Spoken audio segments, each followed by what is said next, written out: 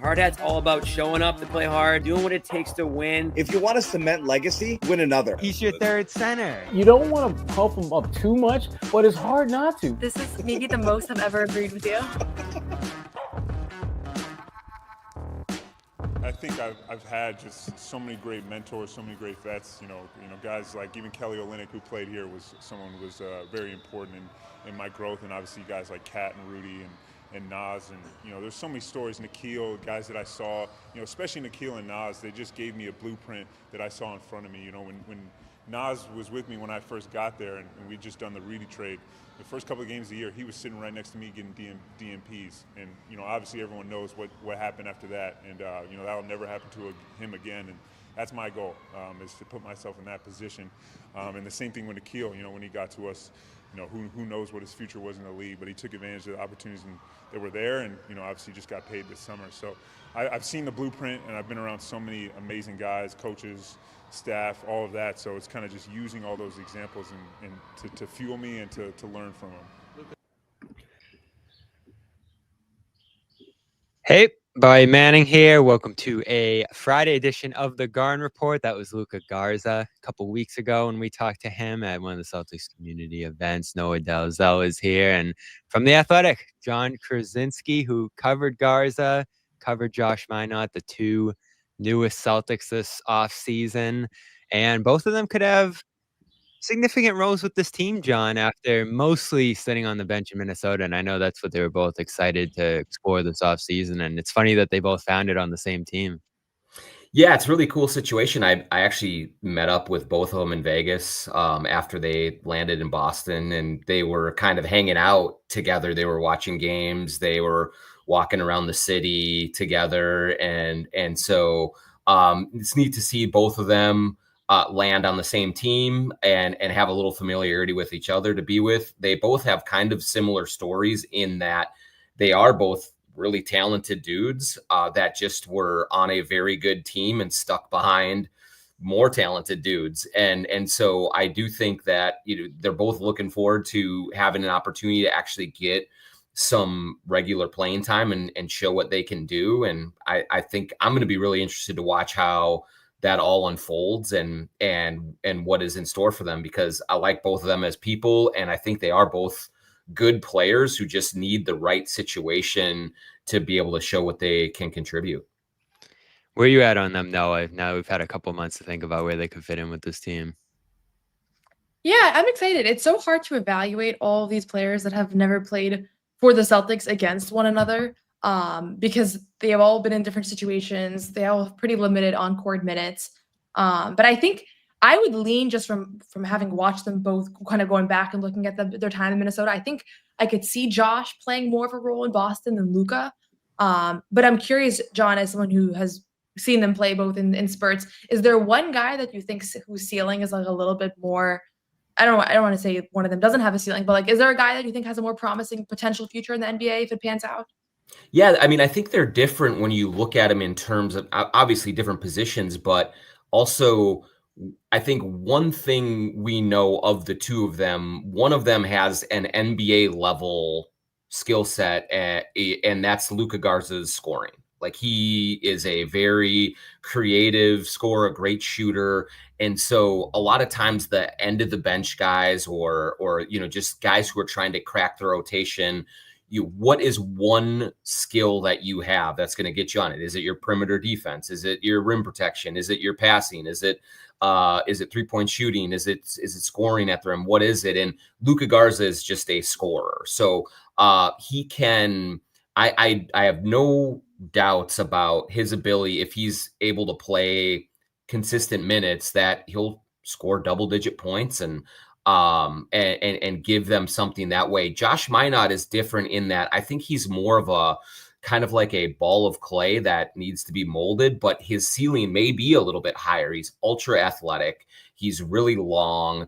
But we haven't seen him get any kind of consistent time to really showcase, what is one or two things that he can do that can really just help a team immediately and earn himself a role. But, he got a few short runs here in Minnesota, and I was always really intrigued because he in some ways is kind of the prototypical player for this day and age of, able to guard multiple positions, can get out and run. He actually shot it better than I thought he was going to last year. And so there's that's intriguing to me, that if he's put in the right system, if he's surrounded with the right people and given a role, maybe he can tap into more than what he's been able to show. Whereas Luka, I know kind of what he is, and I know that he can help at, as a scorer, where he has some limitations defensively and a few other things to go through. So Minott might have just a little bit more untapped potential, I would say, whereas Luka is a little more proven in that one area. And then it's about sort of making sure that you put him with the right lineups that help cover up some of the weaknesses that he has. And I was so excited about Garza coming over here, because if you watch college when he was in Iowa, I mean, this was one of the best guys in college, period. And that doesn't always translate. There's all kinds of guys who have been National Player of the Year contenders and these great college players who just don't have the skill set for the NBA. And you imagine that was going to be the case with him. But you see the way he's leaned into his three. I think his body transformation has been pretty significant too. Like just seeing him at Summer League, as you mentioned there, he's skinnier. He's definitely shed some pounds and has put himself in position to move better. And that's still the big question with him, is whether he can, defend quicker players, where he fits in an NBA defense. They have a hole at center, and they need to figure out what they're going to do at that spot after losing 3 key guys this offseason. And that's what I think makes him more interesting in particular, because you almost know with some certainty that he's going to get a chance here. And he was in Detroit, didn't get a ton of a chance. Minnesota, as you mentioned, there's not a ton of opportunity there, but in the little pockets where he'd play some, and the chances, end of games, wherever he got the opportunity to get in for the Timberwolves, what did you see from him? What was the kind of growth you oversaw from him when he was getting those chances? Yeah, I mean, you mentioned it. First of all, just the body transformation. He and Naz Reid both kind of, as they came in, they had a little bit more weight on them, and you were just wondering exactly how they fit. But both of them have just really leaned out and changed their body composition, and that's a credit to Luka. He's an unbelievable worker, one of the hardest workers on the team, and so he kind of tried, I think, to do that, to maybe give himself a chance to play a little 4 if need be. I still think it is a real challenge defensively for him, but he's an incredibly enjoyable player to watch because he has more of that throwback.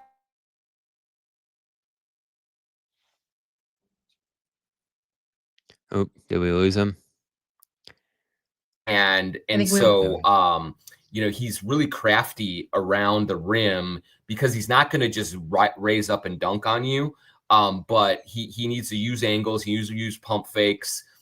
He needs to use a little bit of deception to get his shots off, and he does a really good job at it. He really knows, and he's smart, and he's understands where he needs to get his shots and how he can be effective that way. It was not uncommon when the Wolves had an injury to Rudy Gobert or Naz Reid or Julius Randle, that Luka would come in for an odd game here or there, and he'd put up 12, 14 points, and he'd give them a boost offensively in ways that really helped them. And so I think it will be on Joe Mazzulla and the staff to kind of figure out ways to make him to allow him to be offensively aggressive while also having enough people around him that can help defensively, so you don't really get kind of gashed at that end of the floor. But he can go in and score very efficiently, very effectively, and he is such a hard worker that, I mean, he was a fan favorite here. Fans will love him when you just see kind of the sweat that's pouring off of him and how hard he wants it and how hard he goes after it. But multiple 3-level scorer, great shooter, really crafty around the rim, can get to the line, knock down shots there. And so all in all, from that aspect of things, I really do want to see how he does in Boston, because there are minutes available here. He's just was part of the deepest front court rotation in the league, probably with Julius and Naz and Rudy, and then with Cat before that. So there just was not opportunity for him. And so for him to get out there, he'll put up some points for sure. And then it's just about mitigating the defensive issues. What do you think his role is going to be, Noah? I mean, like John said, this is as good as an opportunity as any, because who do we have now? Neemias Queta, Chris Boucher, and him. Like, that's really the three centers. I mean, maybe Xavier Tillman, we'll see kind of what they can get from him this season. So I feel like if you're a front court player on the Celtics, like you're going to get a shot at it. You're going to get a shot. He's probably all of them are going to start some games. Like, I don't think that there's going to be a guy who's just completely buried from the jump that never gets a chance to crack through. So it's just going to come down to like who actually kind of capitalizes on those opportunities. And honestly, like, I think they're going to want to see if this is somebody they can develop. Like, they sign these guys to 2-year contracts because I think they're hoping that one of these guys can break through and be a part of the group long term. So, is it going to be him? Is it going to be Josh? Like, I don't think it's going to be all of them, right? I think some of these guys are going to struggle, but the minutes are there. The thing that I'm curious about is, obviously in college, one of the things that he was known for is his 3-point shooting. And looking at his numbers in the NBA, he's like 31% for his career, but I would imagine small sample size in the sense that he's never really coming in with an opportunity to get a rhythm. I'm curious what you make of those numbers. Like, do you feel like they're not super representative of his shooting skills? Has it been a challenge adapting to the NBA line and the NBA opportunities that you have on the floor? Like, what's kind of that all about? Yeah, I mean, I don't think it's a situation where he's struggling with the increased distance. I mean, I think he can really shoot it. I do think it's more of a product of just inconsistent minutes. Like, it's really hard to find a rhythm as a shooter when you're playing 5 minutes here, 8 minutes here. 156 shots in his career from 3. Yeah, exactly. So now what I will tell you, like, what we saw here is when he came in, the shots went up. Like, I mean, there was, it was a little bit of a running joke. Like, the first time you see Luka pass the ball, let me know, because like he was a bit of a gunner in those times. And I understood it. Like, he wanted to come out and make a splash in the garbage time that he got or whatever. But in general, yes, I think that if he is afforded the opportunity to play a consistent role and consistent minutes, it doesn't need to be 30 minutes a night, but like, if he just is in a role where he is playing every night and knows when he's coming in the game and knows when he's coming out and knows where his shots are coming from and all of that, I think he will be able to settle in and he'll shoot a good percentage. I do think there were so many times in these last couple of years where anytime he got on the court, he looked at it as, I got to show what I can do here, because I don't know when the next chance is coming. And there's a lot of pressure on that. And, sometimes a lot of times he's playing in blowout games and not everyone's really locked in. And so, I just don't see that small sample size as really representative of who he is as a shooter. I do think that when given consistent minutes in a consistent role, you'll see him high 30s, probably somewhere 37 or higher, and knocking down that shot consistently and giving the Celtics some spacing on the floor and being versatile that way. And this is one of the stronger things I feel going into camp, going into this preseason. I want him being bombs away from 3. Mm-hmm. And I don't think a lot of fans are going to feel that way, because, they get wary of the 3, and especially with the Celtics, it's, all threes and all that. I want him shooting a lot of 3s for the reasons you said there, John. Getting comfortable out there, building a rhythm. He's good at it, I think. And so if he can actually put up a sizable number of attempts out there, I think you might actually see him float up to, I don't know whether it's going to be 33, 34, where he's going to live realistically, if he can, find some comfort out beyond the line. But I think that's going to be his role here, is pick and popping, taking open 3s. I don't think a lot of guys are going to be running out on his shots. And if those are falling for him, that's going to put him in a great position, even with some of the weaknesses in his game. So when they signed him, you tweeted out, and I want to ask you about this, that the Celtics have long been fans of Garza and that they've made inquiries with the Wolves before. I think that's about as positive of a thing you can read if you're a Celtics fan right now. The fact that the Celtics have liked this guy for a while, targeted him this offseason and are actually going to be able to play him, not just bring him in and have him sit on the bench and develop behind the scenes. What have you heard in terms of their interest in him going back? Because he's a guy who's gone from a two-way guy to a roster guy and has built his way up, with Minnesota. Yeah, I think that's exactly it, Bobby, is that,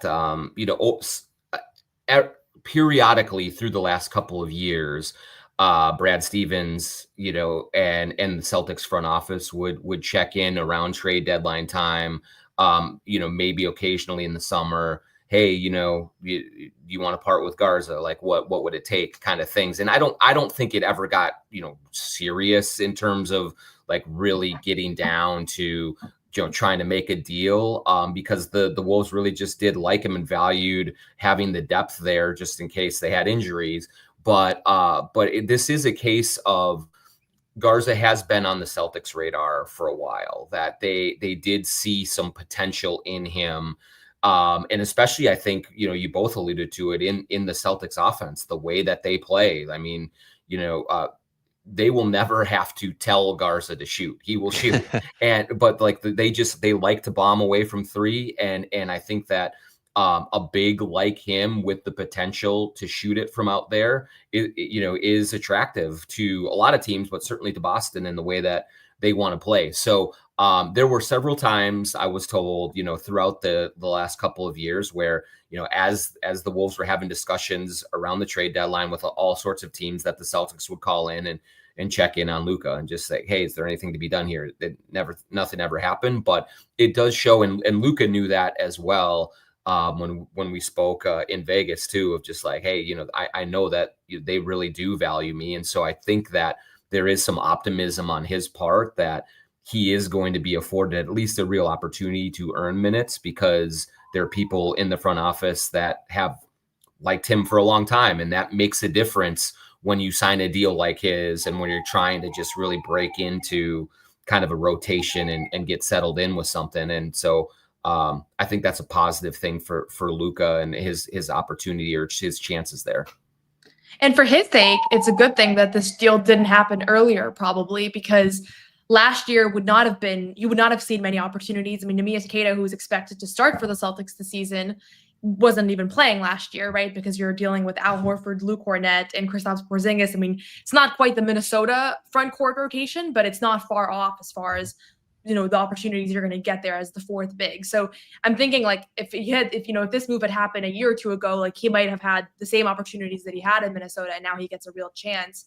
And also just the amount of 3-point shooting that the Celtics lost this offseason, like, they are going to have to change a little bit how they play, but they're also going to have to find people to take those 3-point attempts, because they're still going to get them up in some sense. And you lost Porzingis, you lost Drew Holiday, you lost a lot of guys that were very reliable from there. So I'm excited to see how it pans out. I think always the biggest question, I think, with any player is on the defensive end, because that has been kind of their MO, is that they don't have bad defenders on the floor really ever.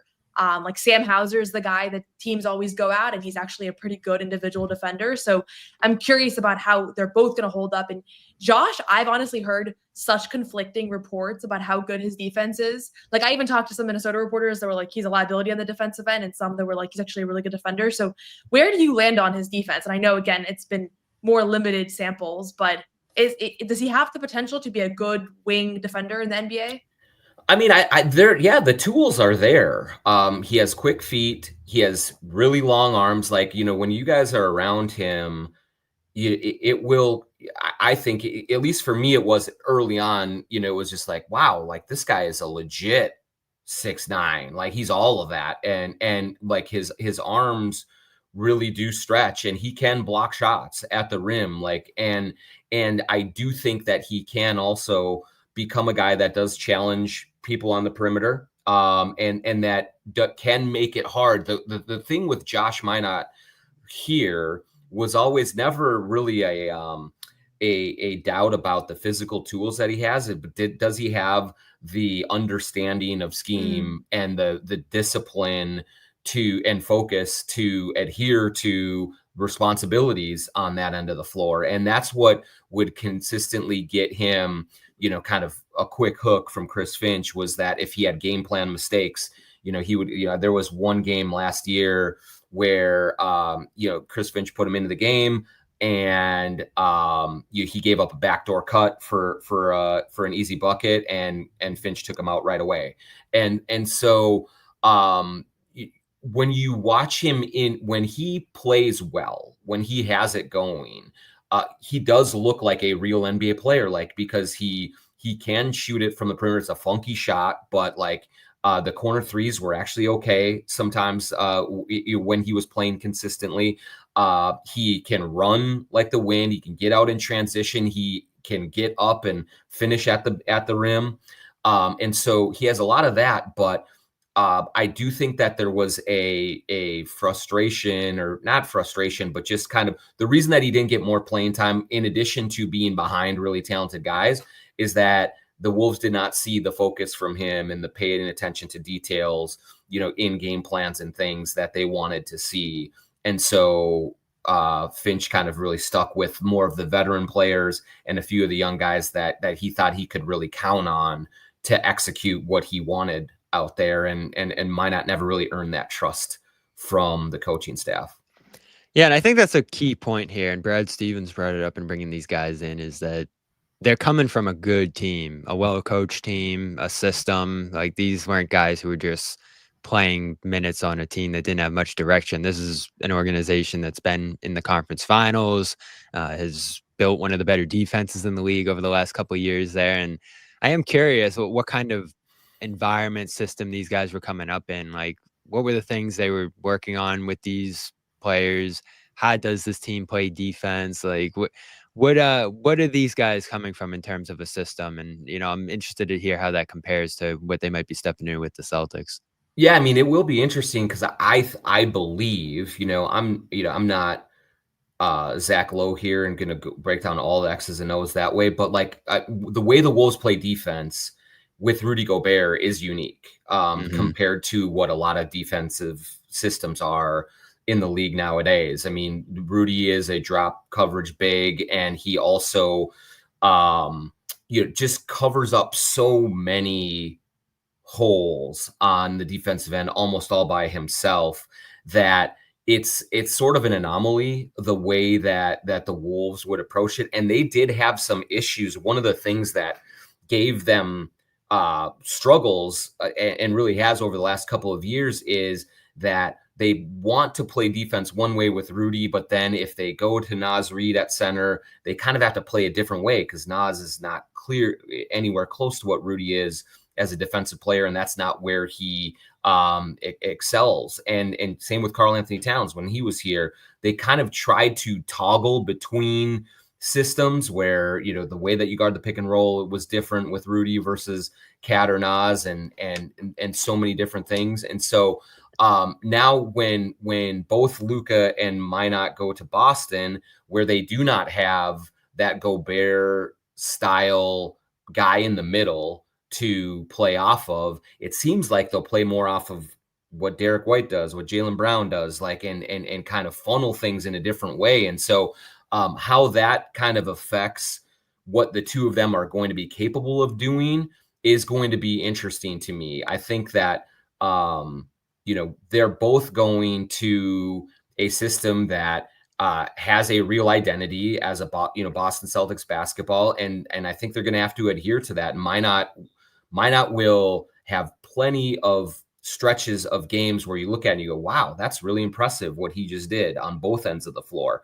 And then he will have, he had in the past, at least, he had, mental errors or mistakes that caused him to get a little bit into the doghouse with the coaching staff here. So if he can kind of continue his maturity, and he's still really young, and be more disciplined and have a better understanding of what is being asked of him to execute, I think that he can absolutely be a player that contributes on a regular basis to the Celtics and is in the rotation. And the same with Garza. Garza will definitely give you everything that he has from a game plan specific standpoint, understanding what he's supposed to do. It's just you're going to have to help him do things that he can't do.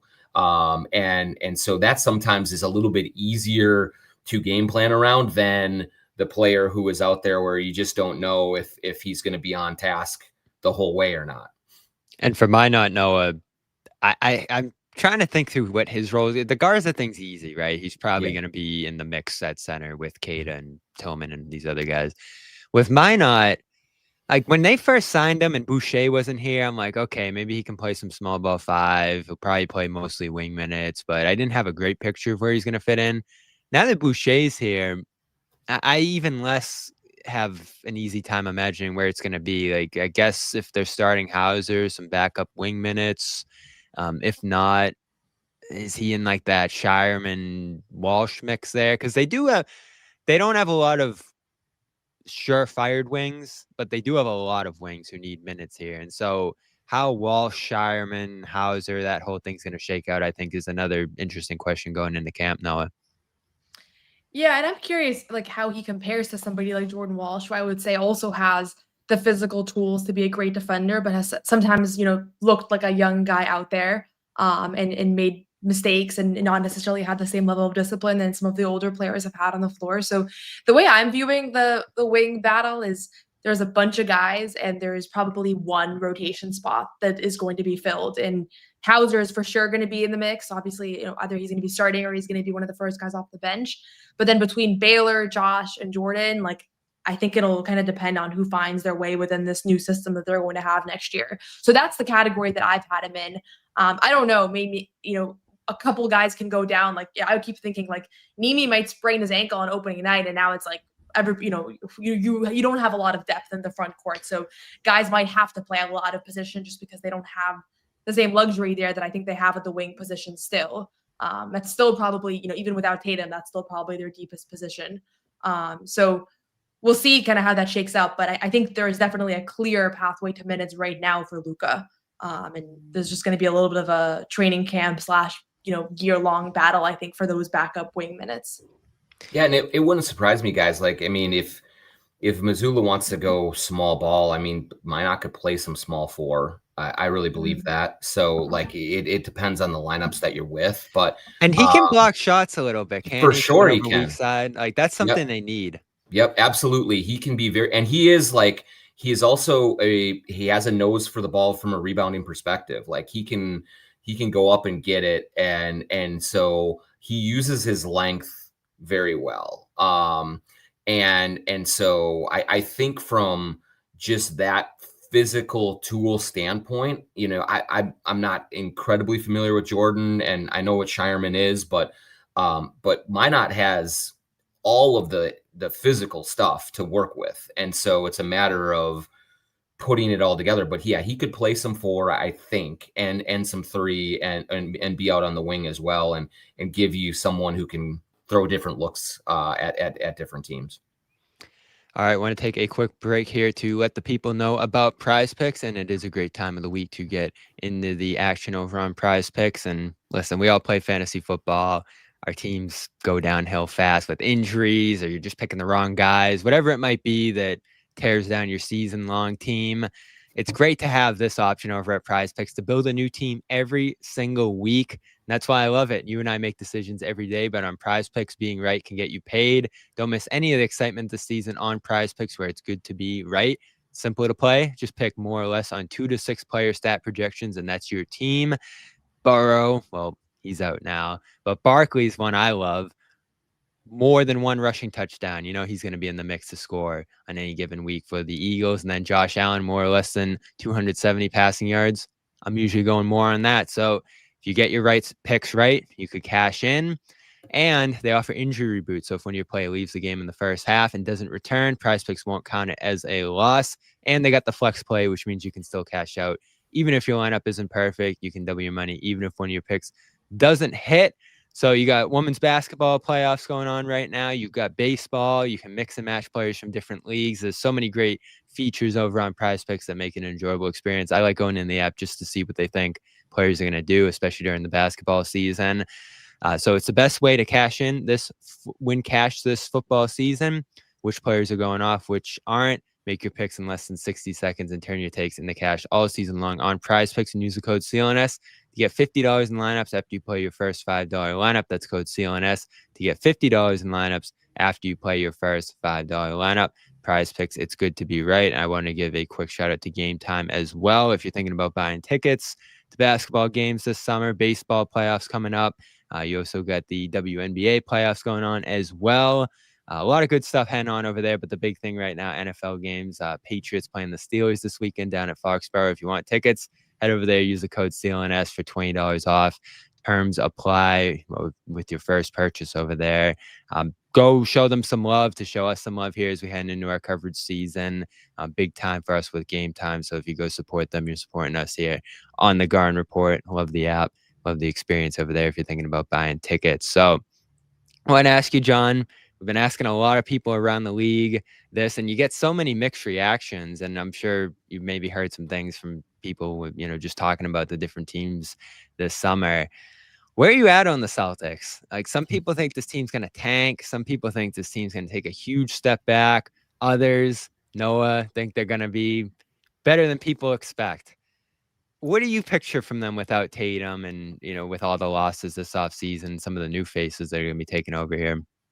Yeah, I look at it as a team certainly like in a transition year, and like probably, one that is not going to be considered right away a championship contender like they have been so often in recent vintages. But I also am one that kind of, I've covered this league for a long time. And so any teams that have real identity, that have, kind of a real kind of a backbone about them, I always am optimistic about them when they go through changes or have major injuries, of at least being able to weather the storm. I can't imagine that at the end of this season, unless, they have some other major injuries at the start of this year, that we're going to be looking at the Celtics and looking at them, well, they're just tanking for, AJ DeBanza or whatever the pick is coming out next year. I think that especially in the Eastern Conference, they're going to be a team that a lot of times you see that when a team loses a major player, and then even some other pieces, the parts really rally to try and show and prove something. And I think that Jaylen Brown's going to have something to prove. I think that Garza, Minott, guys like that are coming in, Boucher that are coming in, they are going to be motivated to play, and they generally will probably play harder than a lot of teams in the regular season night to night, and that can go a long way. So I would imagine that they're going to be, relevant in the Eastern Conference. Will they be a top 4 seed? I don't think so. But anything after that, I think, is up for grabs. Like, who do you like in the East that's going to be just major, impediments to them from like, seeds 6 through 9. I just don't know. So I would lean on the Celtics infrastructure, their coaching, their competitiveness in general, to say that it's going to be enough to be some in the conversation, maybe in the bottom half of the Eastern Conference, as we go forward here, barring some kind of major injury. I think they can be in the play-in mix, maybe even for maybe a 6 seed, something like that, if everything breaks right and the additions that they had break right. It's a vote of confidence in the Celtics and their infrastructure, but it's also kind of a reflection of what I think the East is, which is not a whole lot to write home about.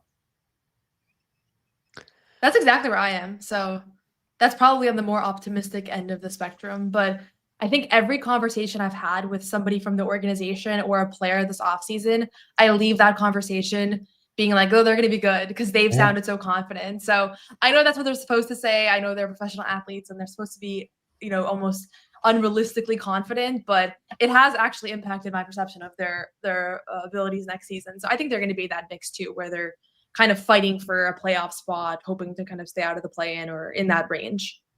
I think you put it a good way, John, that there's just not a lot of separation in the East. So unless there's injuries here, which could swing things either with other teams and the Celtics take advantage of that, or the Celtics suffer some injuries and they drop off that, it's going to be a big mix of teams. And I've like imagined this 5-team sandwich in the middle of like the Bucks, Pacers, Heat, teams like that, Sixers, if they're dealing with the injuries and then, guys in and out of the lineup, where it's just going to be, and you've experienced to some degree with the Wolves just because of how good the West is, being a game out of the 3 seed, but also a game out of the play-in tournament for pretty much the whole stretch of the schedule there. And that's going to make every game exciting because you don't know against any given team, any given night, whether they're going to win or not.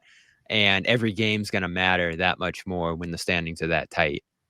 Yeah, I think, and I think Celtics fans, I would imagine, are going to go into this season with a kind of a cool new perspective. I do think, like you saw, as this sort of long stretch of success was going on for the Celtics recently, and even in parts of last year, you were hearing a lot of, man, the regular season doesn't matter, and let's just get to the playoffs. And there's a malaise that kind of sets in with just really consistent winning like the Celtics have enjoyed. And so now this team goes into this season as underdogs with a lot of questions that need to be answered. And I think with real stakes for the regular season, because if you do think you're going to be maybe in that play-in mix, maybe towards the bottom part of the Eastern Conference play, like every game does matter. You have to, really compete. And I think there's going to be a lot more for fans to learn night in and night out about this team, about these new players, about how everyone fits, as opposed to, so many of the last 3 or 4 years where it's just like, well, yeah, we know what we got with Tatum and Brown and White and Porzingis and everyone. Will be there in the end. So like, what does this all really matter? Now, this is going to be, I think, a little bit refreshing, even if there's going to be more losses that come with it. It's going to be a different kind of energy for the season, which is, that's fun. You got any last questions here, Noah, before we let John go? No, actually, I guess I'm just curious. What do you think about Minnesota's upcoming season? Where do you pen them? Yeah, actually, I'm pretty bullish on them because I think that everyone that I've talked to over the years says it takes a full year to learn how to play with Rudy Gobert. And, and so I think that, having a trade where Dante DiVincenzo and Randall come in right before the training camp opens, it takes a long time to figure things out. And they're pretty much the same roster outside of Nickeil Alexander-Walker coming back. And so I think that continuity is actually going to help them. And so I expect them to be in the 50-win territory, low 50s, and kind of competing for a top 4 seed in the Western Conference, and then see what happens. The West is really, really competitive, but I also think there's a lot of parity in it. So I think it could go either way if they stay healthy. I like their chances of having a really good year and another, trying deep playoff run. And it's so crazy to think about how late that trade was in the offseason. Yeah. A year 2 days ago, before training camp opened. It was unbelievable. Yeah. Yeah. And so that was just such a drastic change for that organization and the whole way they play, and, swapping one star for another. And all things considered, it started rocky, but it finished strong. And I think when you're talking about all these teams and there's rising teams and falling teams out west, this is the one that's been about as steady as you can imagine in terms of the regular season success, and then being there in the late stages of the playoffs. And you can get excited about the Lakers and some of these other teams, Nuggets loaded up, but this team's just rock solid, and they just play that way. And Edwards is going to keep getting better, and I almost feel like they get overlooked to some degree because there's just not a lot of turbulence there. Like, they've just been pretty steady. Yeah, which is like the anti-Wolves. I mean, forever and ever, they were like a revolving door at GM, at head coach, at players, and it was so inconsistent. And now they really have settled in to a nice identity. And so it's been interesting to watch. I think they're really well coached. I think they have a great front office. And now they have a really cool mix of, you have veterans like Rudy Gobert and Conley, Mike Conley and Julius Randle, but then you also have young guys like Anthony Edwards and Jane McDaniels and Naz Reid. And so it's young, it's old, it's kind of in the middle. And I think the pieces fit together fairly well. And so, it's a team that knows who it is now. And I think that's going to really help things going into this season. Yeah. And we started off the show with Garza talking about all those guys he learned from, Naz Reid, Alexander Walker, guys who had to sit, guys who built into bigger roles. So that's what they've done there in Minnesota. And like you said, it's crazy to think that that's a system and an organization that people look to at this point as a model of success, but that's where they're at. So we're excited to follow your coverage of it. You're one of the best beat guys around the league. So check it out at The Athletic. Go subscribe and go follow along with Jon Krawczynski as he covers the Timberwolves this season. Training camp less than 2 weeks away. Thanks for stopping by, Jon. Yeah, thanks for having me. I'm excited for you guys to get to know Luka and Josh as people, because Luka is incredibly thoughtful, really smart. And Josh is funny as hell. Josh is the funniest guy ever. I'm telling you, like, he is so funny, and he will crack you up with some of the stuff that he says. He's got just a bright personality. He's really smart. They needed that. They lost a lot of personality this offseason. He's got all sorts of personality. So if he is able to get a role on this team, I think he's going to become someone that everyone really enjoys. And so both guys are really good dudes. I'll be watching from afar, but I'm looking forward to you guys all getting to know them, because they're great. But yeah, Josh is hilarious. So hopefully he gets a chance to show that sense of humor. Yeah, they had all the new guys over at Fenway taking batting practice, and he was the only one who could swing a bat. So I'll give him that. Thanks, Jon. We'll talk to you later in the year. Thanks so much. All right, thanks, guys. All right, so we are less than 2 weeks away from Media Day, Noah. I want to start to think about some of the questions going into camp that are going to be most interesting here.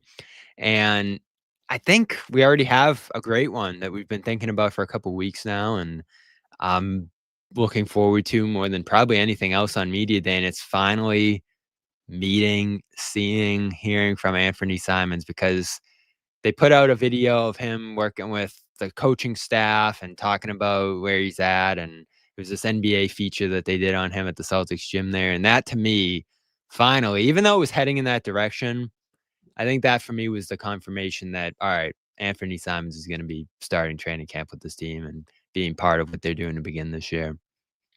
Yeah, I think that's still the plan, and obviously, like, as every day that passes, the guys that are on the current roster are more likely to be there on opening night. And so I do think that at a point in the offseason, it did seem like Anthony Simons was probably not going to, be a part of the team's future. But here we are now. It's safe to assume that he'll at least start the year with Boston, if not finish it. And I've talked to people around the organization that are like super, super excited to have him around. They've heard great things about him from his time in Portland. And I think there's a level of, like, he's kind of flying under the radar right now as we're projecting where this team's going to land next year, as, even just the fans' discourse around who they have, and Derek's going to have a big year and Jalen's going to have a big year. Like, there's a guy that's a really kind of perennial 20-point per game scorer that has just not been, I've been part of the problem. Like, we haven't really been talking about him that much. So he's going to be a big storyline to follow. I think the other thing that I'm curious about is just how the team is talking about expectations for this year, because that was on my list too. Yeah, like we're so used to everything being about a title and championship expectations and going back to back, or winning with this core. And obviously, it doesn't seem like they're going to be a championship team. But how are they going to talk about it with the media, with the public? Like, I'm not sure. So that part is going to be interesting as well. Yeah, and there's a couple of different levels to that. I think the players, and Garza talked about this, I think, at Summer League, that there's a refreshing lack of expectations here, that, people aren't going to be expecting them to be very good. I think the way he put it was that they've been the hunted for so long, and now they can be the hunter. And I do think there's some truth to that they're going to be playing with zero pressure. Maybe some guys with real stakes, like Pritchard, if he's trying to move into a starting role, Jalen trying to carry this team. Like, those guys are going to have some pressure on them at the top, because things are going to fall on them. But for other guys like Garza and others, like, it's just going to be the freedom of being able to play openly. And that's something Kata talked about too, when I asked him if, what his message from Joe has been for him, and it's just to play freely. And I like that. I hope that's actually how Joe coaches this year, is to let guys play through some mistakes, let them develop, trust guys. Like, I think that's going to be crucial this year, is that they just roll with things and try to make them better as the year goes on. Because to me, and I don't know how you feel about this, Noah, I feel like they're probably going to struggle a little bit early on. I like guys stepping into new roles. The schedule looks tough early on, as we've talked about. To me, life without Tatum, like, he's just been there for so long every single night. I think that's going to be shocking to deal with early on. So I don't see them getting off to a hot start. I do see them settling in and stabilizing as the year goes on, but I do think it's going to be challenging early on. Yeah, for sure. And you're gonna have to figure out a new play style. I think we're gonna see them cut a lot more. I That's think you're another gonna thing we're see. interested to hear about. And I do sense that they're going to change things up. Yeah, I mean, inevitably because they have different personnel. Like I think that's the part that we've kind of always underrated about why do they shoot a lot of threes? Like is Joe Mazzulla just obsessed with threes or is he obsessed with maximizing the personnel on his roster? And right now there's just not going to be that same amount of high volume 3-point shooters. And so there's still So you some think there'll guys be that less are threes? I think there will be a little bit less threes. Yeah. Not so they're not going to all of a sudden be near the bottom of the league in that category because I think the numbers are still the numbers. But yeah, you lost out on a bunch of guys that were like Tatum was a high volume 3-point shooter. Porzingis, Drew Holiday, both elite from beyond the arc. So you inevitably have to figure out where you're going to get those shots. And I think you're going to see Derek and Payton are probably once again one of them is going to set the mark for most threes in a season this year because they are both in the mix for that last year. And who finished with it? Derek finished with the most threes ever in a season, right? So that's going to happen again. But I think overall, like you lost shooting across the roster, so you're going to have to find ways to play differently. I don't know how open they're going to be about that because we know Joe Mazzulla likes to keep his cards close to his chest when it comes to basketball conversations. But I'm sure it will be alluded to that stylistically some things are going to change as well.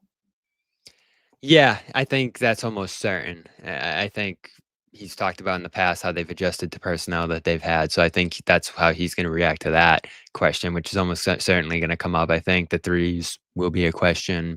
The personnel that they have now.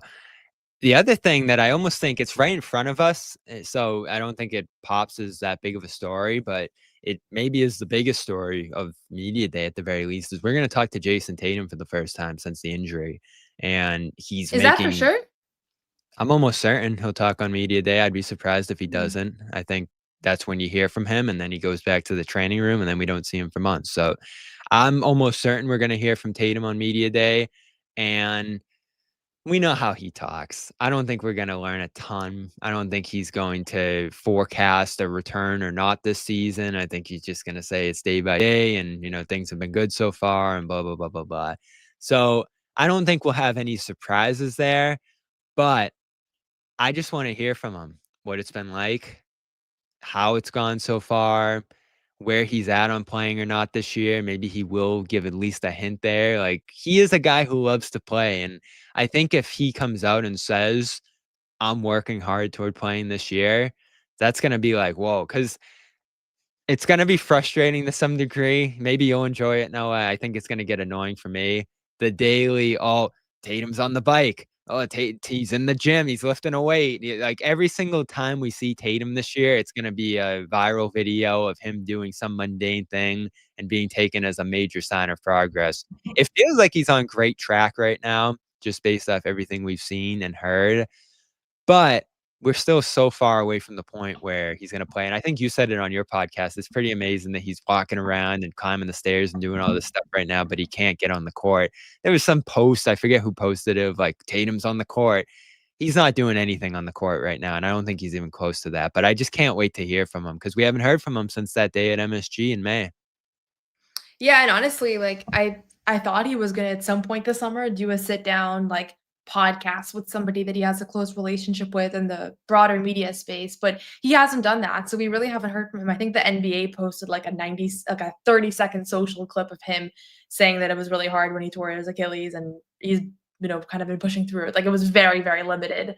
And that's the only time we've really heard him describe the injury on his terms. And obviously big contrast from Tyrese Halliburton, who's been really in the public eye this summer and has done lots of media and sitting courtside at games and everything. So he's a private guy. I'm not surprised that that's the direction that he went. I honestly didn't think he was going to speak on media day. So maybe that's just naive of me, but I thought he actually won't be speaking. So we'll see how it pans out. Certainly we would love to hear from him. But that will be on everybody's mind. And you're right. I think just like we had Porzingis watch for the past 2 years with whatever ailment he was dealing with, does he look sick? Does he look like his legs doing well? Like, I think that it's going to be a little bit of that with Tatum, which is a little bit laughable considering he is so far away from returning to the court. potentially it might already be off the table for the season and they just don't want to say that. I wouldn't be surprised if he's not willing to sign off on it being off just yet. Like, even if it's like probably not going to happen, he might mentally want to be thinking like, I'm working towards coming back this year, just as a way to like stay engaged in his rehab, even if the people around him are kind of like, yeah, that's not going to happen. So we'll see. Yeah, I find that so interesting because the Pacers did rule Halliburton out. Part of that's the timeline. He tore his, handful of weeks later, or maybe even a month later. So that might be why that is. Obviously, we've heard comments from the team about making him put them in position to make a tough decision. So they haven't shied away from the fact that it's possible that he could. Nobody's be ruled him back out. this year. Yeah. Yeah. So I find that interesting, whether it's just for motivating Tatum and keeping him on track, or whether they actually think he has a chance to play this year. It probably could be a little bit of both. Corrales came on the show a few weeks ago, and I saw him talking about it again today on with Forsberg. He's like certain that Tatum's going to try to play this year in March or April, whatever that ends up being, just to get back on the court, coming off the bench, whatever it is. That's not where I'm at. I'm definitely in the camp of take it slow. There's probably not going to be a rush to do it at that point in the season. And I don't even know if if they're good, he'll come back. If they're not, he won't. I think it's all going to come down to where he's at physically. So I don't have a strong opinion on it, but I've definitely leaned toward not seeing them this year too. Maybe I'm wrong about that, just based off the procedure, timing, like you've reported, and how far the surgery has come, along with the way he works. And I know there was some talk on the radio with Zolak and Bertrand there about how often he's been in the gym and all that. So we knew that this was going to be an interesting case with an injury like this, just because of his work ethic and what he, does with his body and how careful and meticulous he is with that. Like, this is definitely a guy in a unique position to come back quickly. But is that in the best interest of the team long term? I think Joe's probably not going to give us a lot of insight on that, but he's going to get a lot of questions throughout the year about where Tatum's at. Yeah, that's the bummer with Joe kind of representing the entire organization, is that like we really shouldn't be asking Joe about what's he gonna say this year Tatum's when we ask Achilles. him. I haven't seen him. He's gonna say I have no idea, because he's not gonna have much of an idea, because I don't think anybody was gonna know for most of the year. That's what you've always said with Joe. I don't believe that, but What have I said? you've said that he actually doesn't know. I think he knows. I don't think he knows like the minutia of a daily recovery process. Either I that think or he knows doesn't the want guy. to know.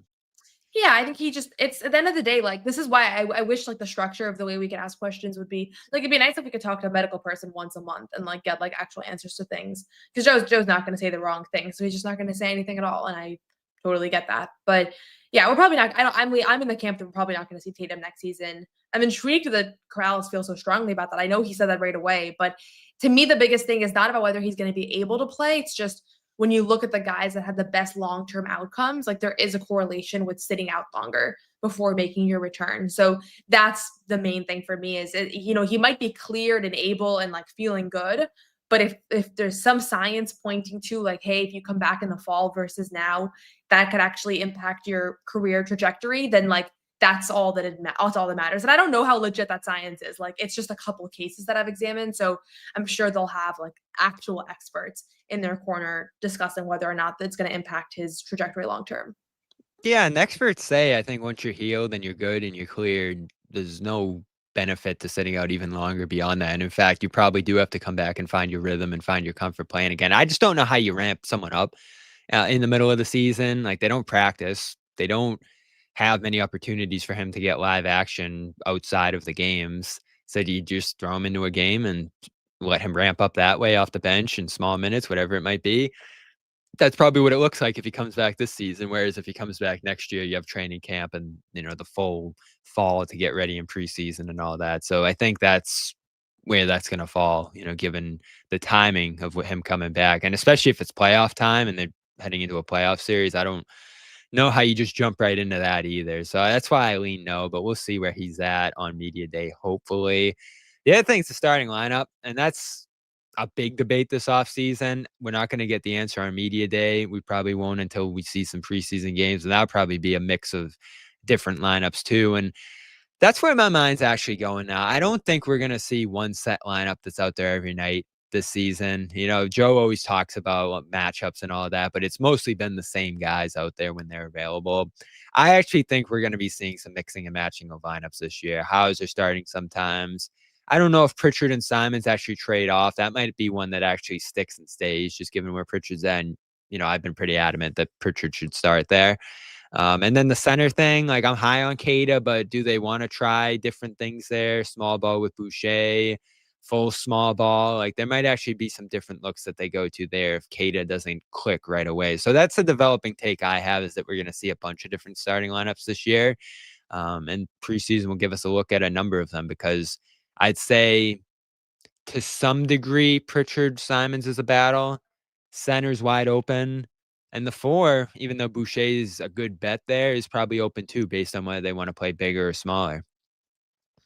Yeah, I'm with you on that. I think we're going to see a lot of different lineups. When I talked to Pritchard last month, that was kind of one of the things that I was so think surprised he doesn't care whether he starts or not. Maybe he does and doesn't want to say it, but that to be honest surprised me. with you, like, obviously there's media training and these guys are not going to say something inflammatory in the off season, but the way that he said that, I actually was like, he really doesn't care. Like, he's not going to put his energy towards this. I think he wants to finish games. I think he wants to be one of the team's like go-to guys, but I think he also experienced firsthand how important you can be coming off the bench. And he had a highly impactful season last year, and I think he can grow from there in either direction. So it came off very genuine. Like, he kind of laughed when I asked him about the starting lineup thing and was like, I could care less. We're going to see different combinations, and that's not the priority. And I think personally, I find the starting lineup discussion so boring, because how much discourse did we have around Al Horford coming off the bench when Drew Holiday and Porzingis were acquired? And how many times did we see Al Well, that's come when out? you got an abundance of talent. Now it matters, because I think you got to figure out who's good and who's not. I mean, we know Pritchard's good, right? So it's like, it doesn't matter if he's coming off the bench or starting. That's my point. Like, we saw guys are going to be injured. Guys are going to be in and out of the lineup. Like, at the end of the day, even the guy that's selected to not be in the optimal 5 is probably going to start quite a bit, because that's just the nature of how things go. So I'm more curious about who makes the rotation and who doesn't. And I think there's a bunch of guys that are on the fringe of, like, is Jordan Walsh a rotation player this year or not? Like, that I'm curious about, because that actually matters for those guys and matters for the outlook of this team. But to me, starting is just kind of a technicality at a certain point, and it just becomes this big thing that in actuality, like we've seen, you can be coming off the bench, but actually being like one of the top most important contributors. Yeah, and the last one's Joe. Where's he at? We actually haven't heard from him a ton this offseason, so I'm super intrigued at what his mood's going to be. He was a little downtrodden on that Edelman podcast, just because of the losses, and that's understandable. But will he have a new optimism and outlook for this season? Will he even have expectations? Sometimes he goes in that direction and says, I don't have any expectations for this team, just not want to even put that out there. So I'm super curious to see what his outlook's going to be for this group. And you mentioned the stylistic changes. I definitely think that'll be a topic of discussion on media day. Different guys and where he's at on them. I think this is going to be one of the more interesting media day interviews per usual, because I think Joe's now 3-4 years running one of the more intriguing characters on this team. Yeah, I think Joe is feeling good about this team, this group. I think he's going to be feeling confident. I'm less curious about how he's feeling and how he's communicating behind the scenes. I'm more intrigued by how he's going to convey that to the media and what he's going to want out there.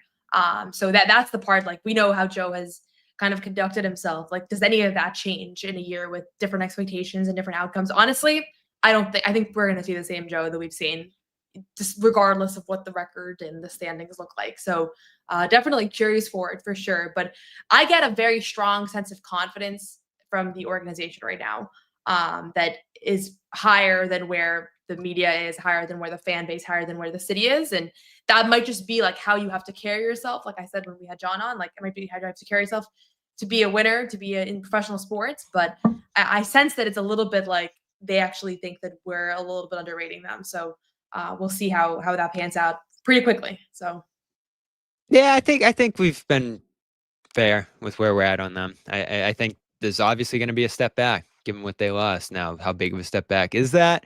That's going to be the question here, and maybe some other guys step up and take advantage of that opportunity. But as John said, that makes this year intriguing. Like the fact that you're just not going to know any given night whether they're going to win or not. You don't know who's contributing. You don't know what the stories are going to be day in and day out. Like this regular season, to me, even if fans don't love it, and I think fans are still trying to figure out where they're at on this. They understood what they did over the summer. they're intrigued by what's going to happen. Some want them to stink, some want them to be good. But I think everyone's just trying to figure out what is this going to look like now. And we're going to get the first indication of that on Media Day on the 29th. We're less than 2 weeks from that. It's a week from Monday as we record here on Friday. And we will, of course, have that streaming live here on CLNS Media and plenty of preview material over the next week to come here. Check out Noah's podcast. You got Boston Talking Celtics every week. And a new WNBA show, Noah, which you just put the first episode out of. Yeah, subscribe. WNBA today on CLNS. I'm going to have regular coverage throughout the postseason. Been a really, really fun stretch of WNBA basketball. So for those of you that have been asking me to do more WNBA coverage on my podcast, we have a whole new channel, pressers, analysis, interviews. They're all going to be over there. So you can find that on YouTube, Spotify, and Apple. Makes a lot of sense this time of year. Some great games right now. The Seattle-Vegas series was awesome. Golden State had a thrilling run, even though they fell short. And there's going to be more to come there. Minnesota's great. There's a lot of big teams contending, vying for that championship right now. New York. So check it out. CLNS Media, Celtics All Access as well. Red Sox Clubhouse. Are they going to make the playoffs? I don't know after this week, but we have all coverage over there of the stretch run. Obviously, I've been over at Fenway a lot. Only one more home series to come next weekend.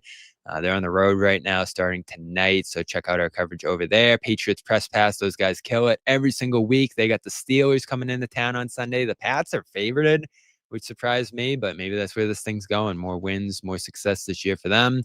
So check out their channel over there. And Bruins camp's underway down in Brighton, so check out Bruins Rinkside over there for all the coverage of them. Garden Report, Celtics CLNS on Twitter.